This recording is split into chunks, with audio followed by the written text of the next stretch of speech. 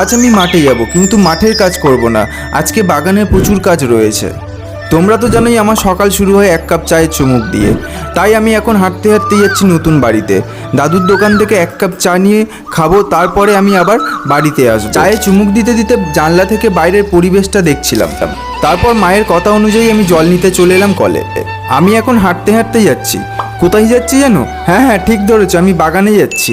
আর বাগানে প্রচুর কাজও রয়েছে।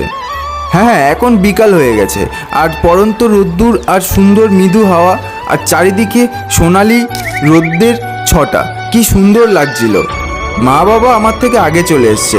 আমি একটু ল্যাদ খাটছিলাম ঘরে, তাই আমার আসতে একটু দেরি হলো। এই দেখো, তোমাদেরকে চারিদিকটা দেখাতে দেখাতে আমি কখন চলে এসেছি আমাদের বাগানে। চলো আমি তাহলে এখন কাজ করি, আর তোমরা তোমাদের কাজ করো। হ্যাঁ, তোমরা তোমাদের কাজ করো, আর কাজের ফাঁকে ওই যে সাবস্ক্রাইব বাটনটা আছে ওটা একটু প্রেস করে দাও।